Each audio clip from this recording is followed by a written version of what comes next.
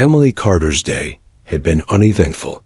The kind of routine shift most EMTs hoped for. No tragic accidents, no cardiac arrests, no trauma calls.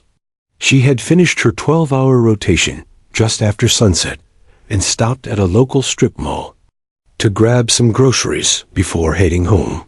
Her ponytail was messy, and her scrub still had faint stains from morning calls, but she didn't care. She was tired. All she wanted was dinner and sleep. As she stepped out of the small market with a paper bag in one hand and her phone in the other, she spotted someone staggering ahead near the taco shop. At first, she thought he was just another drunk tourist until she saw the blood. The young man, mid-20s at most, wore a torn Marine uniform. His right leg was dragging, and his side was soaked in red. His face was pale, almost ghostly, but he kept walking, clutching his ribs with trembling fingers. Most people nearby didn't seem to notice, too absorbed in their food or phones. Emily didn't hesitate. She rushed over, dropping her bag to the ground. Hey, sit down. You're bleeding." "I'm an EMT," she said, supporting his weight as he collapsed slowly onto the curb. He didn't speak, just nodded, breathing hard. His left shoulder was bruised, and his rib area looked like it had taken a major hit. She ripped open a gauze pack from her belt, applied pressure, and scanned for more wounds. Her hands moved on, instinct fast, trained, focused. But then, something shifted. From the corner of her eye, two men approached fast. One was tall, with a black hoodie pulled low over his face. The other had a shaved head and tattoos creeping up his neck. They weren't just passing by, they were headed straight for them. "Back off," one of them growled, eyeing the Marine. Emily stood halfway in front of the wounded man, confused but cautious. "He needs help. I've called for an ambulance." "No one asked you to," the tattooed one snapped. "Walk away." Emily's stomach dropped. Something wasn't right. The Marine behind her tried to speak. "They followed me," he whispered. Weakly. The pieces clicked together too fast. These weren't random guys. They had followed this Marine, targeted him. And now they wanted him alone. Emily's heart pounded. "You're not touching him," she said, planting her feet. "Back. Away, now." The man in the hoodie pulled something from his pocket. The glint of a blade caught the TREETOIGHT. And then everything exploded. He lunged toward her, aiming for the Marine's chest. Emily threw herself sideways, intercepting him with her own body. The blade sank into her arm. She screamed, but didn't fall. A second slash tore across her lower back as she twisted. She grabbed the attacker's wrist, trying to force the blade down. The other man kicked her in the ribs. She stumbled, but didn't move from her spot between them and the Marine. The Marine, barely conscious, tried to push himself up, but collapsed again. Emily's vision blurred. Blood ran freely down her side. Another stabbed, this one in her shoulder. She didn't know how many hits she'd taken. Her hands were slick. Her legs wobbled. "Help!" she screamed. "Somebody call 911. People nearby had frozen. A few stood, with phones in hand, recording, stunned into inaction. Only one voice shouted back, "Leave her alone." The attackers looked up, startled, and fled into the darkness. Emily dropped to her knees. The Marine was lying flat now, eyes fluttering. She pressed both hands against his side, trying to keep pressure on the bleeding. "I've got you," she whispered. "Stay with me." The world spun. Sirens finally rang out in the distance. Someone ran to her side, another EMP, off duty, like her offering help. Hands replaced hers on the Marine's chest. A voice said, "You're losing a lot of blood. Hang on." She felt herself being lowered to the ground, someone holding her head, telling her to breathe. She looked up at the Sky, stars blurred by pain and sirens. Then darkness. The first thing Emily noticed as she faded in and out of consciousness was the wet warmth trickling down her side. Her hands trembled, her limbs sluggish, but her mind refused to let go. She kept repeating silently, "Don't die. Not here. Not now." But she wasn't thinking about herself. Her concern was still for the Marine. She blinked, fighting to stay awake, her field of vision narrowing into flashes. Flash, red lights. Flash, voices shouting. Flash, the smell of smoke and antiseptic. She couldn't make out the words, but she could feel pressure, someone applying gauze to her wounds. Her body hurt everywhere. Time blurred. When she regained clearer focus, she was inside the back of an ambulance, oxygen mask secured. A paramedic hovered above her, calling her name over and over. "Emily, Emily, stay with me.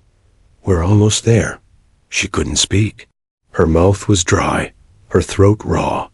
She wanted to ask about the Marine. Was he alive? Did they get away? All she could manage was a soft groan before passing out again. Meanwhile, the scene outside had descended into controlled chaos. Police officers cordoned off the area, taking statements from shell-shocked witnesses. A taco shop's manager handed over grainy security footage. Most bystanders had left, but one man, a college student named Luis, stayed behind. He had been the one to shout at the attackers, scaring them off. He told the officers, "She jumped in front of the knife. She didn't even hesitate." Inside another ambulance, Corporal James Rivas was semi-conscious, clutching Emily's bloodied jacket. He had sustained cracked ribs and internal bleeding, but thanks to Emily's pressure and fast response, his vitals were stabilizing. One paramedic said quietly to his partner, "If she hadn't stepped in, he'd be dead right now." At the emergency room, Emily was wheeled in first. Her injuries were more severe than they initially thought. She had been stabbed 7 times, twice in the back, once in the shoulder, 3 along her side, and 1 across her upper arm. A lung had collapsed, 2 ribs fractured, but no major arteries were severed. A miracle. Doctors worked for hours. A surgical team stopped the internal bleeding and closed the wounds. She required 4 pints of blood and 2 hours in intensive care. Still unconscious, she was moved to a recovery room. Just as the sun began to rise. In the room next door, James was also stabilizing. He kept asking for her between gasps of pain. The girl. The EMT... Is she okay? No one had an answer yet. Back at the police station, detectives were already identifying the suspects. Thanks to the surveillance footage and Luz's testimony, they had enough to issue a citywide alert.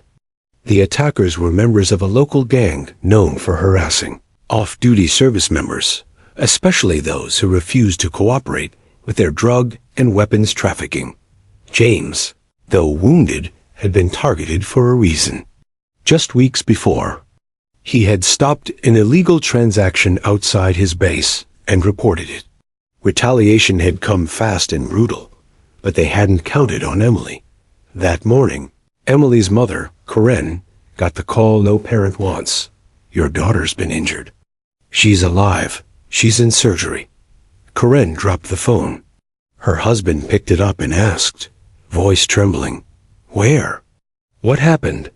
Within an hour, they were at the hospital, pacing the sterile white floors of the ICU. The doctor emerged, calm but exhausted. "She's stable," he said. "She lost a lot of blood, but the wounds were clean. We managed to avoid permanent organ damage. She's incredibly lucky and brave." Corinne pressed a hand to her mouth, tears falling. "When can we see her?" "As soon as she wakes." Emily stirred hours later, groggy and confused. The sterile ceiling blurred overhead, tubes in her arms, bandages on her chest. She panicked briefly, disoriented, until a nurse leaned over. and said gently, "You're safe. You're in the hospital. You made it." Her first question, "The Marine ... is he okay?" The nurse smiled. "He's alive. Because of you." Tears leaked from the corners of her eyes. She exhaled, pain rippling through her ribs, but she didn't care. Relief washed over her like a wave. The last thing she remembered was blood, so much blood, and then darkness. "I thought he'd die," she whispered. "You saved his life," the nurse replied. "Everyone's talking about it." Later that night, a man in uniform appeared at her doorway. He was tall, clean-cut, and had the aura of someone used to authority. "Emily Carter?" he asked. She nodded slowly. "I'm Captain Ramirez, representing the United States Marine Corps. Corporal James Rivas asked me to personally thank you on his behalf and on behalf of every Marine." He reached into his coat and placed a small bronze coin on her tray table. It was engraved with the Marine Corps emblem. "This is a challenge coin, not given lightly. James insisted you receive it." Emily stared at the coin, overwhelmed. "I just ... helped. That's my job." The captain smiled. "You didn't just help. You stood between a warrior and death. That makes you one of us." Emily Carter awoke to soft beeping and a dull ache spreading through her body like wildfire. Her eyes fluttered open, catching the sterile white ceiling above and the slow movement of 4 fluids beside her. For a moment, she didn't know where she was until the sharp pain in her side reminded her of everything. The blood, the knife, the Marine ... She tried to move but gasped. Her ribs throbbed. Her arm was wrapped heavily in bandages. Her mouth felt dry. Her lips cracked. A nurse appeared almost instantly. "You're awake," the nurse said gently, checking her vitals. "Try not to move. You're in the ICU. You made it through surgery." Emily blinked slowly. "The Marine," she whispered, barely audible. "He's stable," the nurse smiled. "Alive. You saved his life." Those words were like oxygen. Emily's body hurt more than it ever had, but something deep in her chest loosened. She didn't cry, not yet, but her hand weakly squeezed the sheets. That Marine, whoever he was, hadn't died. Her pain had meant something. The nurse gave her ice chips, explaining that she had been unconscious for nearly 18 hours after the surgery. 7 stab wounds, a collapsed lung, internal bleeding, yet she had survived. Her body had fought hard. Most would have blacked out sooner. Few would have remained standing, shielding someone else. "Doctors are calling you a miracle," the nurse said. Emily just shook her head slowly. "I just reacted." Later that evening, her family entered the room. Her mom immediately burst into tears and clutched Emily's hand like a lifeline. Her dad, never one for emotions, kissed her forehead and stood silently beside her, eyes glassy. "I thought we lost you," her mother whispered. Emily offered a faint smile. "I'm still here." Her sister entered next, holding a stack of cards. Get well soon notes from hospital staff, and colleagues, and even people Emily had never met. One card simply read, "You saved one of ours. Thank you." She didn't understand it fully until the man from the night before returned. Captain Ramirez stood tall and formal beside her bed. This time, he wasn't alone. Behind him stood Corporal James Rivas, the very Marine she had shielded with her body. He walked slowly, still weak, a cane supporting his step. His face bore scratches and bruising, but his eyes were sharp, burning with gratitude. "Miss Carter," he said quietly, nodding respectfully. Emily tried to sit up.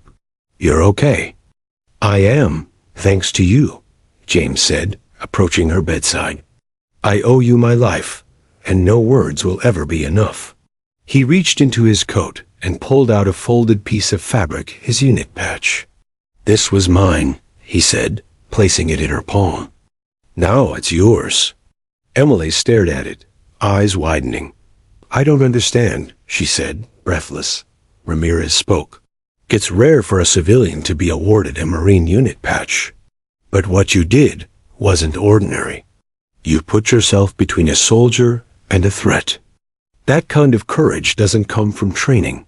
It comes from instinct. Honor."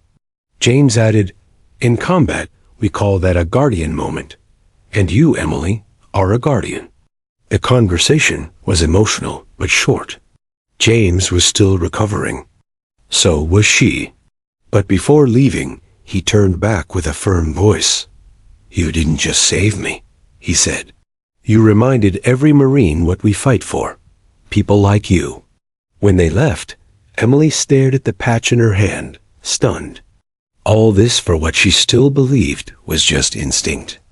Meanwhile, outside the hospital walls, the world was catching fire with her story.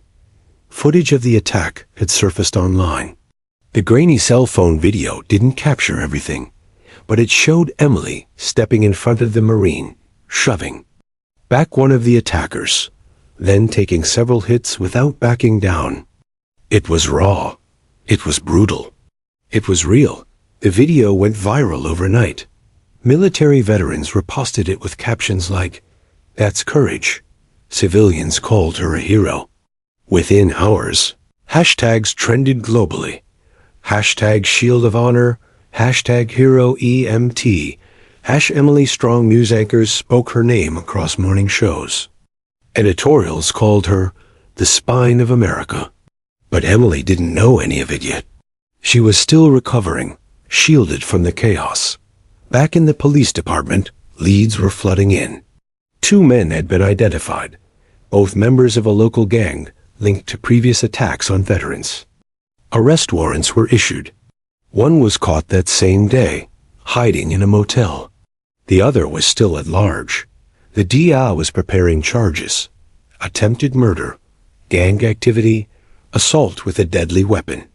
But even amid all that, what gripped the city wasn't fear. It was pride in a young woman who didn't run away. Pride in someone who stood when no one else did. Back in her hospital bed, Emily finally broke down, not from pain, but from something deeper. She felt overwhelmed. The attention, the gratitude, the weight of what she had done. "I just wanted to help," she whispered to her mom. "That's all I was trying to do." Her mother kissed her forehead gently. "And you did, sweetheart. More than you'll ever know." Emily turned her head to the window. The sky was a dusky blue. In the reflection, she could see herself bruised, bandaged, barely standing, but alive. And behind her reflection, something unexpected caught her eye. A group of uniformed Marines, standing in the hospital corridor. Silent, waiting, not for news, not for orders, for her. Emily didn't understand how fast things had escalated. One day she was fighting to stay alive in a hospital bed, and the next, her face was all over national news. When she finally gained the strength to sit up on her own, a nurse walked in, smiling, and handed her a tablet. "You might want to see this," she said. Emily tapped the screen. A video began playing, a shaky, zoomed-in cell phone recording from the night of the stabbing. It was short, only 30 seconds, but it captured everything that mattered. She saw herself standing in front of the injured Marine, arms outstretched. One of the attackers lunged with a knife. She pushed the Marine behind her and took the hit. Another slash, and another. People screamed. She stayed standing. Her heart dropped watching it. She looked pale, small, almost fragile, yet something in her eyes during that moment looked unbreakable. She handed the tablet back to the nurse. "I don't want to see more," she whispered, but the world had already seen enough. By morning, the video had racked up over 2 million views. Then it jumped to 5, 10. It wasn't just circulating in military circles, it had gone global. People called her the Shield, the Empt Guardian, America's bravest. News anchors debated whether she should be given the Medal of Freedom, Late-night shows honored her with tribute segments. Celebrities posted about her.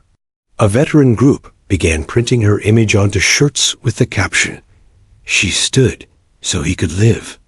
Emily didn't want any of it. She turned off the TV, shut down her phone, and asked the nurses to hold off any interviews. She hadn't done it for fame. In fact, the attention made her uncomfortable, but that didn't stop it. The hospital had to install security outside her room. People were trying to bring flowers, letters, gifts, even strangers wanting to shake her hand. One man drove 200 miles just to leave a note outside her door that read, "I served 2 tours. I lost men. What you did was what we all pray someone would do for us. You are one of us now. Semper Fi." That message hit her harder than the blade ever had. Meanwhile, Corporal James Rivas remained in recovery just 2 doors down. The two hadn't spoken since that first moment he gave her his unit badge, but they kept asking the nurses about each other. On the 3rd day, he asked if he could visit her room.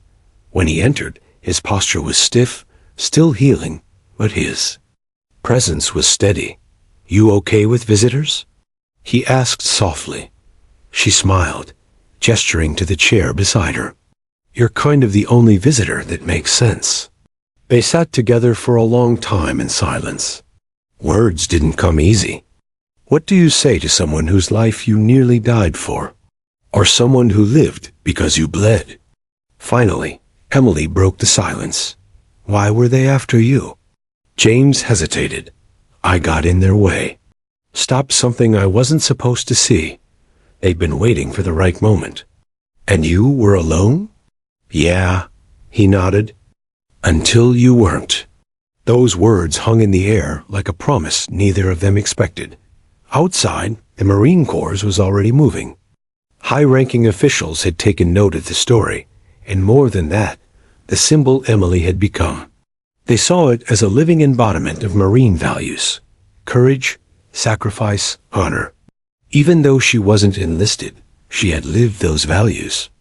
In the most dangerous moment of her life, a letter from the Commandant of the Marine Corps was hand-delivered to the hospital the next day. It read, "Miss Emily Carter, your act of selfless bravery reflects the highest traditions of duty, even without obligation. You defended one of our own with a courage we hold sacred. You will forever be recognized as a friend to the Corps. Semper Fidelis." Emily cried reading it. Still, she stayed away from the spotlight. When news stations requested live interviews, she declined. When talk shows offered to fly her out and pay her, she said no. She wasn't doing this for attention. She didn't want to be famous. She wanted people to remember the Marine. The reason she stepped in at all.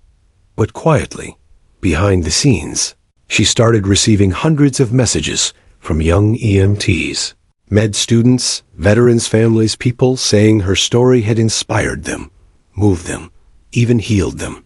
One message: "Read, my daughter wants to be a paramedic now. Because of you."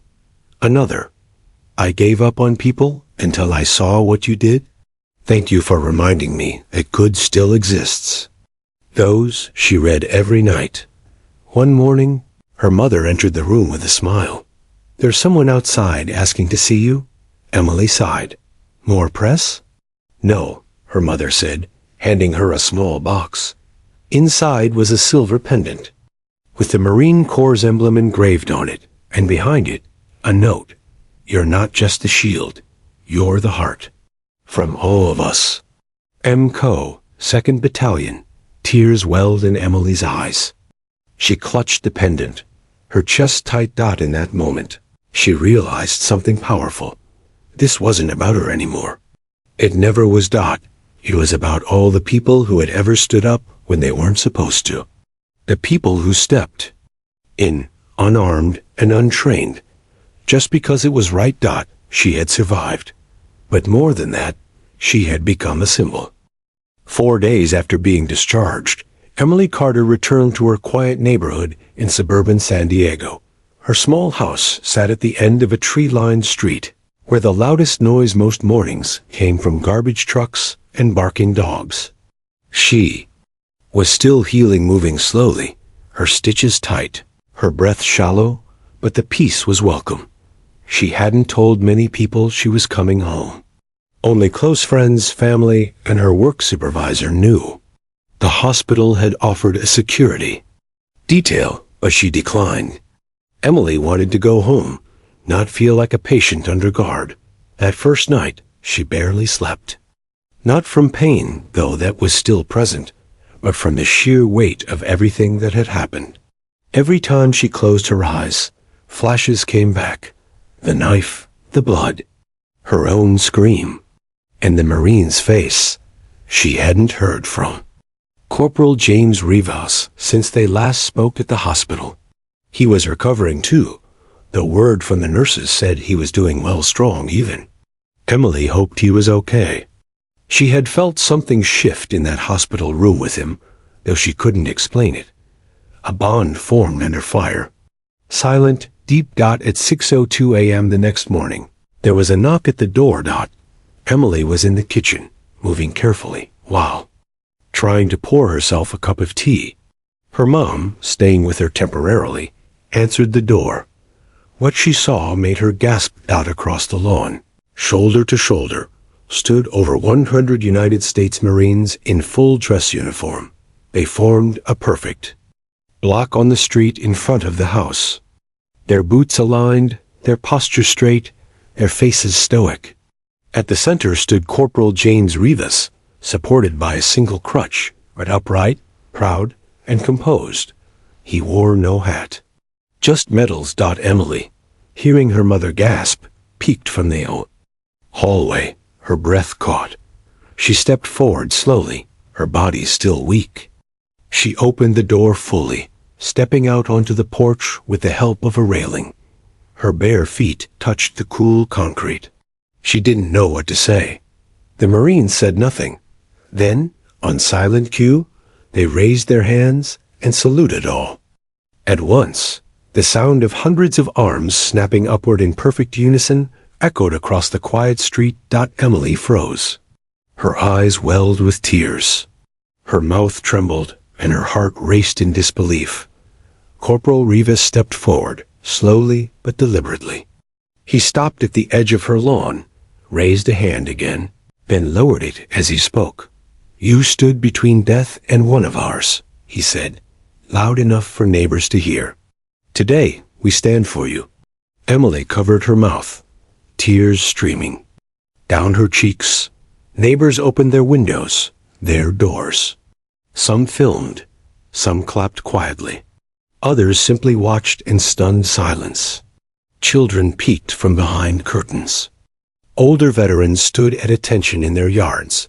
Rivas continued, "We do not forget those who protect our own, whether in uniform or out."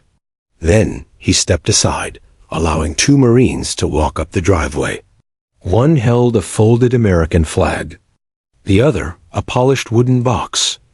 They stopped in front of Emily, straightened, and presented both. The Marine with the flag spoke first. "On behalf of the United States Marine Corps, we present you this flag, a symbol of courage and sacrifice."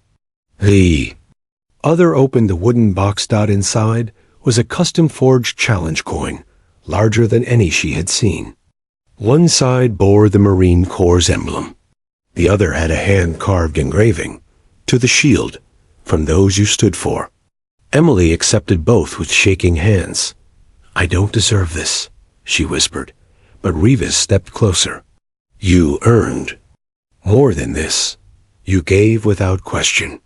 That's what makes a warrior." Her mother stood behind her now, crying softly.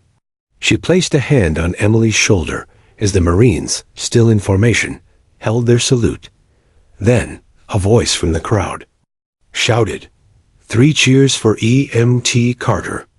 The Marines responded, "Hurrah! Hurrah!" The moment broke Emily. She wept openly now, overwhelmed, unable to process it all. Rivas reached out, placing a single hand on her shoulder. "You didn't just save me," he said. "You changed us." The Marines stood silently, a while longer before quietly dispersing, row by row, their boots tapping the pavement in rhythmic steps. Some tipped their hats to Emily as they passed. Others nodded in respect. No media. No speeches. Just presence. Just honor. Rivas remained a few minutes longer. They sat together on the front steps, watching the sunrise peek over the rooftops. I didn't know what to expect, Emily said finally, voice hoarse. You deserve to feel what we feel every time someone has our back, Rivas replied. There was a long silence.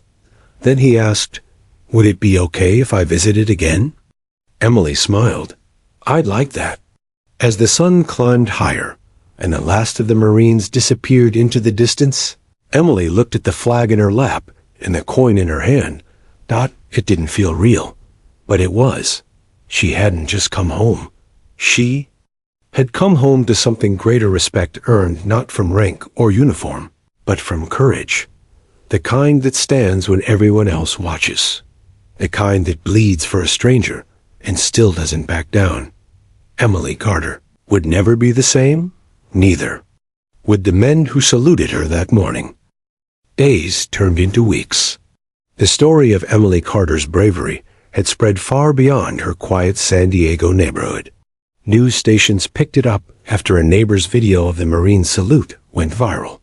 Headlines read, Civilian EMTA risks life to save Marine, gets hero salute. Emily wasn't interested in the attention. She ignored most interview requests, declined talk shows, and never opened the dozens of emails asking for rights to her story. She hadn't done it for recognition. She'd done it because someone needed help. That was the job.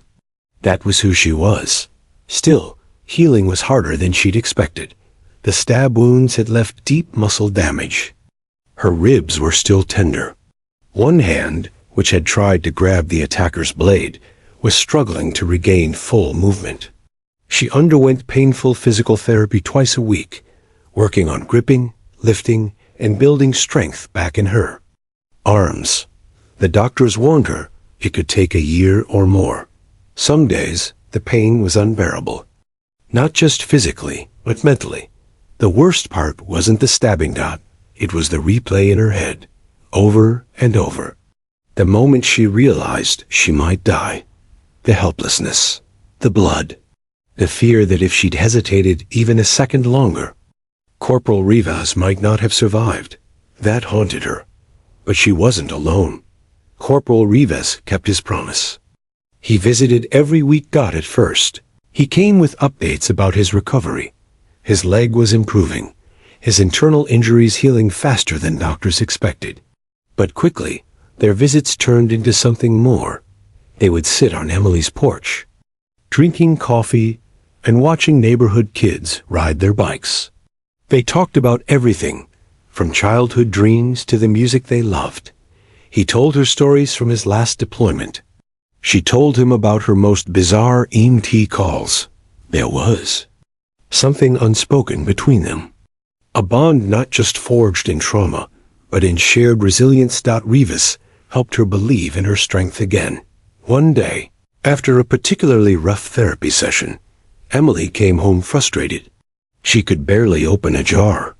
Her hand trembled, her stitches ached, and her patience was gone. Rivas was already waiting at her porch with 2 bags. What's that? She asked, annoyed. He grinned. Today, we fight your worst enemy. He pulled out Lego sets. What the hell? She laughed through her pain. Motor skills, he said. Marine-approved rehab. That evening, they sat on the floor for hours, building a miniature battleship. It took her 20 minutes to fit one piece properly, but she finished it. She cried when she did, not because of the Lego, because it reminded her.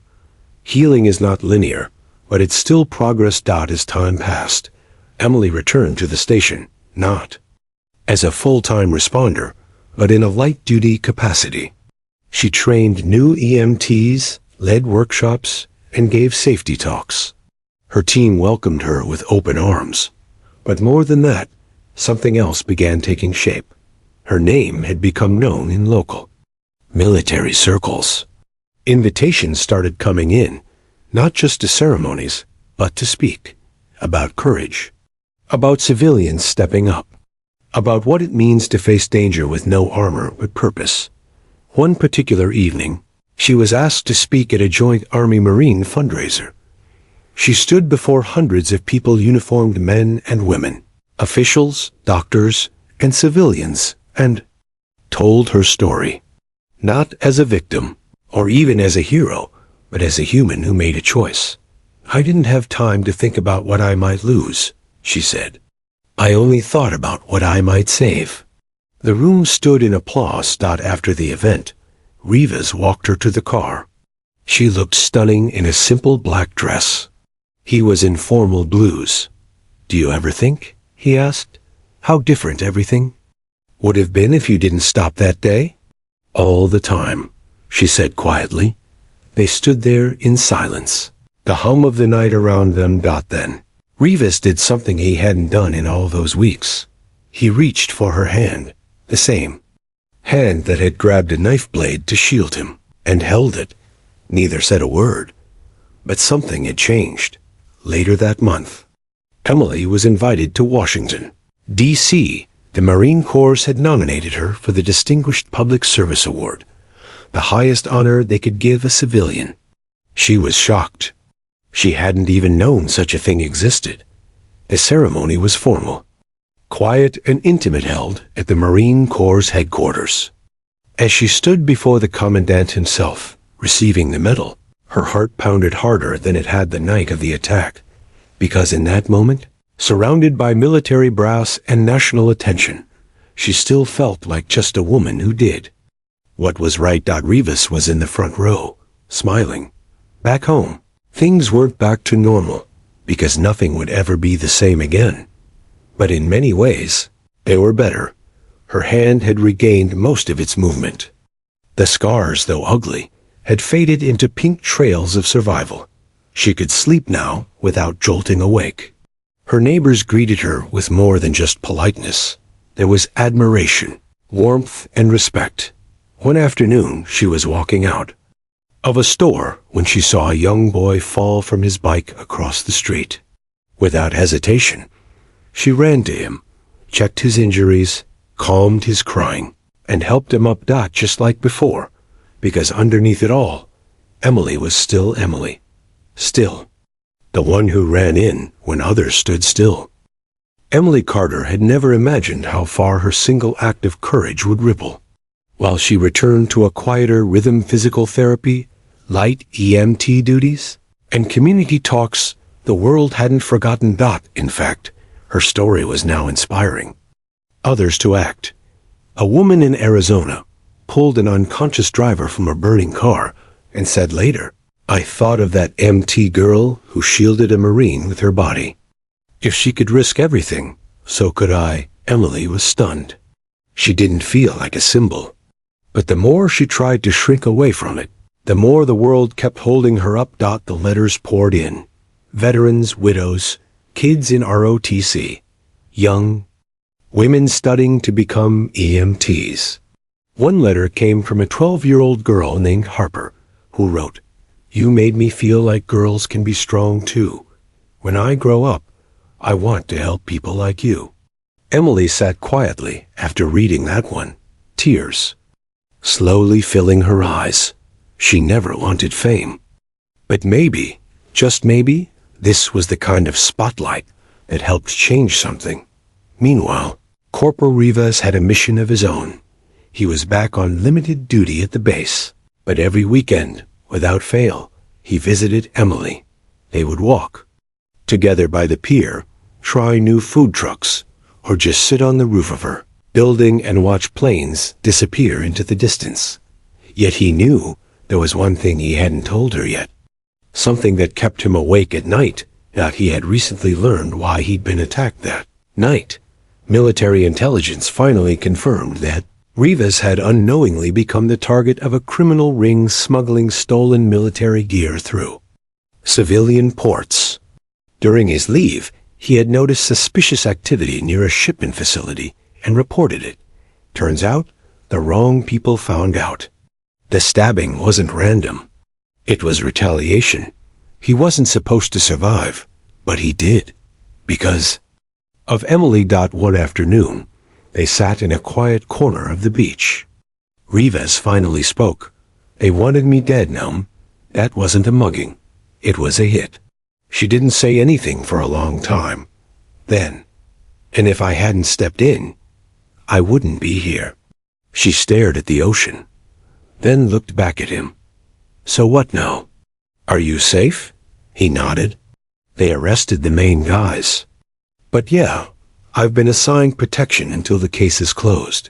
Emily leaned back on the sand. So I saved a whistleblower. Great. Now I'm in a real action movie. He laughed. She didn single quotes T. Then slowly. She smiled 2. Despite everything. They found peace in the moments between. Rivas started calling her M. She started calling him Trouble. It wasn't flirtation. It was survival. It was knowing that after facing death together, they now had permission to laugh. Then came a surprise. The White House reached out. President himself had heard her story and wanted to meet her. Emily's jaw dropped when she read the email. At first, she thought it was spam, but 2 days later, a black government SUV pulled up to her door with official escorts. At the White House. She was honored in a private ceremony, not just for bravery, but for representing the extraordinary spirit of American civilians who don't wear the uniform, but serve just the same. She stood beside generals, cabinet members, and even a Medal of Honor recipient. But in the back of the room, she only looked for one face. Rivas's. He nodded. She held her medal. Stunned. She was just a girl who stepped in. That evening, they returned to her apartment. She placed the award on a shelf beside a photo of her parents and a tiny Lego battleship. Then Rivas turned serious. I don't want to waste time anymore. She tilted her head. What do you mean? I don't want to just visit on weekends. I don't want to just thank you. I want to be there with you. For you. Her heart pounded. He wasn't just saying thank you. He was saying, I love you, without needing to say it. Emily looked at him. And softly, I was hoping you'd say that. The next morning, Emily woke to the smell of coffee. Rivas had beat her to the kitchen. He was wearing one of her old hoodies, humming a terrible rendition of a country song. She stood in the doorway and smiled.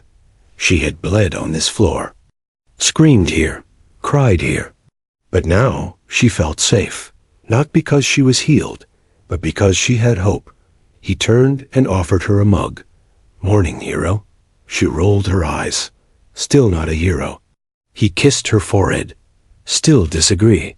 That day, she had another interview. A national magazine this time. But she was getting better at telling her story. When asked, what was going through your mind that night? She paused. Then said, nothing. There was no time to think. There was just someone in danger. And I had 2 feet, 2 hands, and a heartbeat. That's all I needed. And just like that, she gave the world another quote they'd never forget. 6 months after the attack, the world had settled into a new rhythm for Emily Carter. The chaos had quieted. The media moved on to other stories. But Emily's life had changed in every way, publicly, privately, permanently. She had returned to part-time EMT work, slowly easing into emergency calls again. At first, her body resisted. The scars ached. Flashbacks would trigger during high-stress moments, like when a call came in about a stabbing or a soldier hurt in the street. But she learned to breathe through the fear. Not erase it, but work with it. It made her stronger. And back at home, Rivas never left her side. Their bond deepened beyond friendship, beyond gratitude. They were more than survivors. They had become each other's reason to keep moving forward. One quiet morning, Emily received a letter. Not an email, but a formal, wax-sealed envelope. It was from the Secretary of Defense. She was being invited to speak at a memorial service, Armed Forces Day held at Arlington National Cemetery. She wasn't a soldier. She didn't wear a uniform. But her actions had reminded many of what it meant to live with courage. The letter described her as a civilian with the heart of a warrior. Emily sat with the envelope for an hour before speaking a word. Rivas walked in, saw the seal, and smiled. "You going?" She nodded slowly. "If I can speak for all of us who never enlisted, but still showed up, I will." When May arrived in Washington, the event was grander than Emily expected. Thousands of chairs lined the green cemetery grounds. Flags rippled in the wind. Bagpipes hummed low in the distance. She wore a navy blue dress with the pin she'd received from the Marines on her collar. In the crowd sat generals, politicians, Gold Star families, and active duty service members from every branch. Among them were survivors like her civilians who had stepped up in emergencies. As she approached the podium, her legs trembled slightly. But then she saw a familiar sight in the third row. 100 Marines in dress uniform. The same ones who had stood on her lawn that morning, who had held their salute without a word, who had carried her story when she could barely walk. They were here again, not as a publicity stunt, but as family. She began to speak. "I'm not a soldier.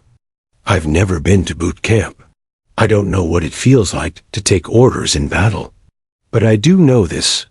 Courage doesn't always wear a uniform. Sometimes courage is bleeding on the sidewalk, refusing to step aside. Sometimes courage is dragging someone behind a dumpster because you know they'll die if you don't move. Sometimes courage is choosing to care, even when it's easier to walk away. I didn't act that night because I was brave. I acted because I could."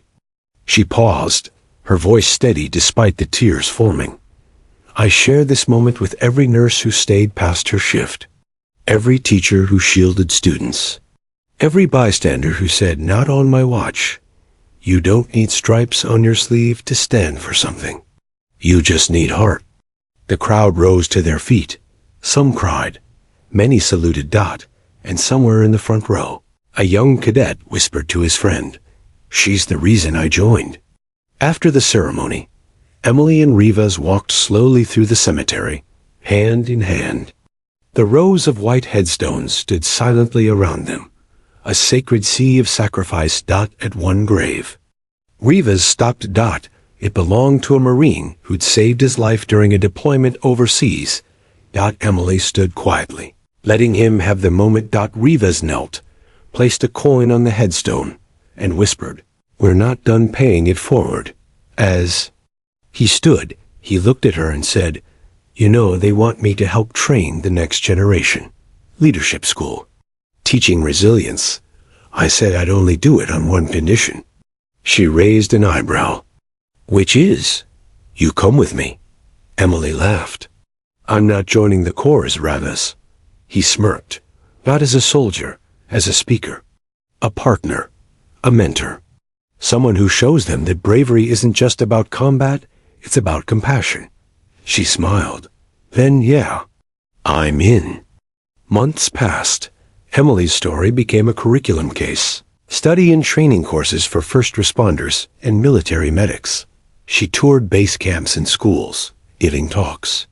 She held hands with widows and hugged young kids in military families. She laughed on late-night shows and cried in local churches. But through it all, she never lost her core. She was still the EMT who didn't run. The woman who stood between a blade and a stranger. The civilian with 7 scars and 1,000 reasons to keep going. On the anniversary of the attack, she returned to that same taco shop. Rivas waited across the street, giving her space. Placed a single red flower on the curb and whispered, "Thank you for letting me be needed that night." As she stood, a small girl tugged at her jeans. "Are you the hero, lady?" Emily knelt. "I'm just someone who helped. The girl smiled. I want to help people too. Emily hugged her. That means you already are. As she walked back across the street, Revis reached for her hand. The sun was setting, but her story wasn't over. Not even close. The end.